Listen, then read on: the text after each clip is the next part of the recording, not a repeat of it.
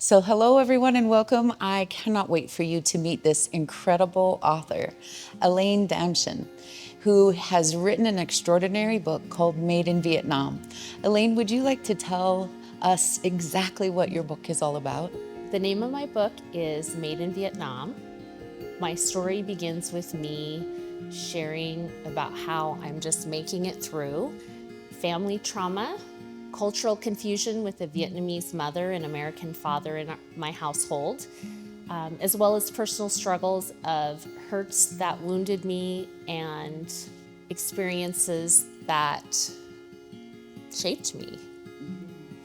And the armor that was built around my heart, and so much hatred for my mother, and it just poured into everything of my life, and I didn't know that life could be any different until a life-changing trip where my parents in 2006 invited me to my mom's homeland, Saigon, Vietnam, and at age 36, they shared some family secrets about their love story that was so transcendent that it cracked my heart and soul open so that I could experience ultimate forgiveness of my mother and love her the way she deserved to be loved at the end of her life.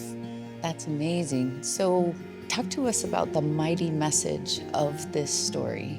What is it all about? What do you want the reader to be able to feel when they're finished with your book? Can I have 3 mighty messages? Sure. What's the number one? The first one is that without the love and grace of the divine, that, walking towards the darkness and finding the light wouldn't have been possible.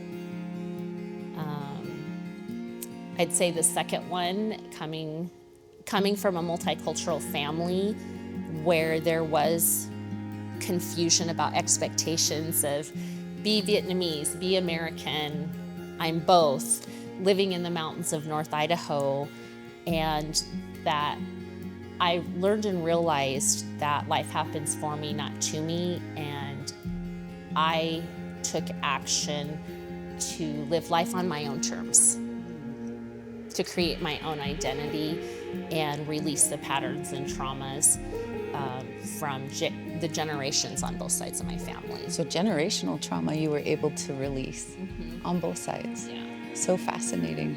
And then I think the very last one is that love transcends all, and that love is a feeling. And I hope that I demonstrate that love in action, that love is a verb, is how ultimate forgiveness and love was able to occur through my story. Absolutely. So you spent quite a bit of time working on this. You had a lot of personal ahas and breakthroughs. Elaine, what did you discover about yourself in terms of the writing process? What great breakthroughs did you make inside? So many. First of all, I do want to say that I asked Bridget numerous times to ghostwrite my book. And she kept telling me, no, Elaine, you need to write this story. And I would say that was the first breakthrough, because I didn't know that I was capable of writing a book.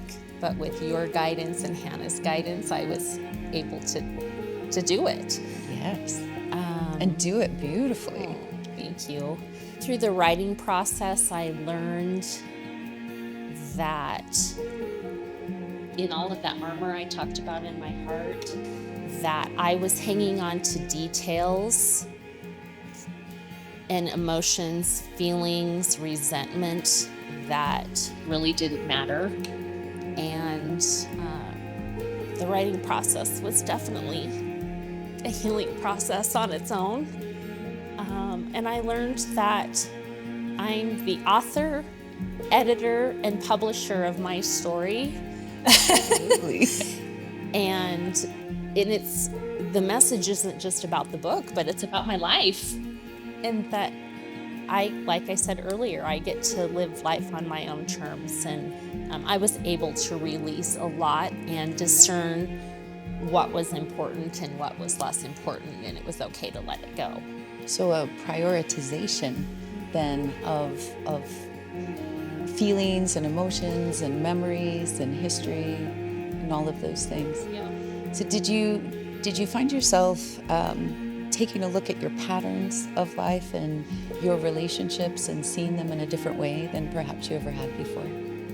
I definitely think, at least for one of my patterns, and I think it's a product of being human, that prior to writing the book, I think I chased my mom's love for so long that I performed or did tasks or had these expectations of myself, just to be perfect, do perfect, create perfect experiences for others, like a performance. And so one of my patterns was a lot of external validation, because I didn't think my parents, especially my mom, loved me. And ultimately what I learned was that I didn't love myself. So a pattern that I started, I really believe that going internal is where I've found self-acceptance, self-love, and the joy and fulfillment in life. I don't regret or feel bad about any of the things in life that I've been through or judged myself for, because it all contributed to who I am today. Yeah, you can see how it sculpted you and made you into this magnificent being. And this love story that truly is so transcendent, that my parents showed love in action. I learned that what they went through was not only for their own love, but truly because I am loved. Mm-hmm. And I have been all along. But it was the swirling of secrets, mm-hmm. and just the quietness, nobody talking in your family from either side, and really understanding the stories. And so you got little bits and pieces of things and pieced together what you thought was your history and their history, and then coming to discover the real truth of that love story has been intense and incredible. Yes. So what is the great hope that you wish to leave your reader with? Because as you know, many people are going to get so much out of this story. I love that it's made in Vietnam, my epic American journey, and you're so proud to be an American, and you're also proud of that heritage that you come from. And so, you know, at this point in time in history, your story is incredibly important, and it comes to mean and stand for so much. So if you're looking at other Amerasians, when you're speaking on stages to people of all different backgrounds and walks of life, and you're so proud of what you have done, what you have built, and what you're this platform you're able to create from because of being an American citizen. Like, what is the beauty and the hope that you wish to give to your reader? So, like Bridget said, I haven't shared the part about my parents' love story, and that really my birth in America is truly a miracle. I was conceived in Vietnam, and truly by the grace of God, my mom was nearly 8 months pregnant when she was legally allowed to leave Vietnam, a communist country, and into the United States of America, where I was born as a U.S. citizen. I hope that my readers can be reminded of the beauty of the freedom that we have in the United States of America, and that the opportunities, I mean, the sky's the limit, And there's a lot of magic in saying yes and following it up with a lot of hard work, some massive action.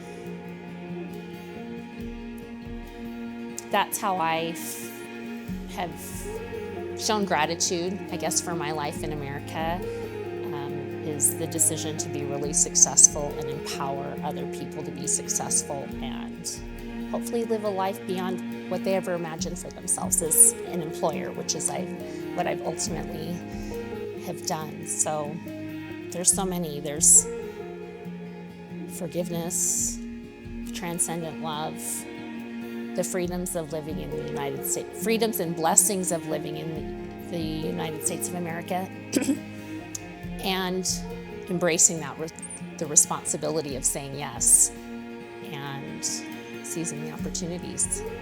Beautiful. And you've been able to build some tremendous things here. Tell us a little bit about your history and also where you plan to go. What do you plan to do with this book and where are you going to take it? Some good questions, Bridget.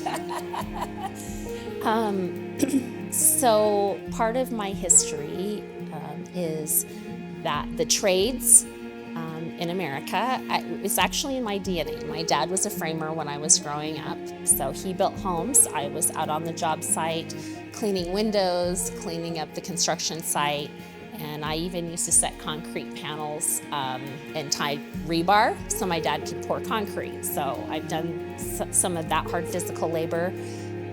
Didn't think I'd ever marry a contractor, and eventually my wonderful husband of 33 years and I built a company called Mainstream Electric Heating, Cooling, and Plumbing, and we built it from he and I to 100 employees, and then we sold it in December of 2021. So brand new life, because that was quite an expedition to build that company. Yes, and I would like to also add that we built it with our 3 children, Hunter, Rhett, and Emily, who also worked in the business. Fantastic. Yeah. So where are you going to take all of this? What do you want to do with your book and with your message and with all of this? Well, first with the book, I hope to inspire many people on stages internationally. Maybe a movie could be in my future. And my heart really is in the skilled trades, and I don't know, maybe I'll have a round 2 in my future, I don't know, but I do plan to continue to inspire. I've written 3 children's books in the skilled trades, electrical, heating, cooling, and plumbing, so maybe more of that. Yeah. That's fantastic. Yeah, maybe another book. And you said that now lots of people are asking you to write their stories as well. Yes. So as an author, you're already having a ripple. I am having a ripple. My husband and I met a young man from Israel on a flight many years ago from London to Seattle, and we have stayed in contact, and he's asked me to write his story. Just last week, one of my best friends asked me to get together with her grandfather, who's in his 90s, and capture his most significant life story so his legacy can be carried on. Yeah, I've even had several Amerasians, Vietnamese Americans, such as myself, have asked me once my book is released and published to come back in here and share their stories of what life was like as children left behind during the Vietnam War. Yes, and there's a particular term for that too, isn't it? Mm-hmm. Budoy. Budoy. Mm-hmm. And what does it mean? I learned Budoy when I saw Miss Saigon, the Broadway production, and Budoy means dust of life or conceived in the depths of hell. And so what's lovely that I'm seeing is that you're able to turn that on its ear. Yeah. That you're creating a ripple and a legacy of something so much greater. Yeah. Oh, that's beautiful. And your parents' love story in that you were not left behind. I was not left behind. And in fact, so my mom passed away a couple years ago, and my dad was visiting. I was able to share with my dad that I hope he'd understood that he was given a divine mission from God when he was in the Vietnam War, and he delivered. He rescued my mother and brought me to America to be born as an American citizen, and I'm going to spend my whole life sharing my gratitude. Oh, that's beautiful. Elaine, you have a really beautiful and unusual cover. Will you share a little bit about some of the elements of what's on the cover and why you picked it? About 10 years ago, I was on the beach in the Virgin Islands, and a friend of a friend shared that she designed book covers. So 10 years ago, I took her name and number, and she's the one who actually did the book covers. So that divine nudge I said yes to, and I said, okay, noted. The cover, Made in Vietnam, like I said, which is me, is my face. There are some roses involved. When my mom left Vietnam, on the tarmac, my grandmother, who my mom never saw again, named me Hong Sung, which means the dew on a red rose. And so there are some roses involved there. And there's also a dragon on my cover, which is a thread throughout my book as well. Absolutely symbolic. So fantastic. Thank you. I invite you to read Made in Vietnam. It drops on Amazon Kindle September 17th of this year, and a couple weeks later, the paper copy and hardback copy comes out. My hope for you when you read my book is to know that it's not what you say, it's how you make people feel that resonates. And we're all part of the human condition with traumas, and that you're encouraged to go and find the light in that messiness of life and find healing and peace.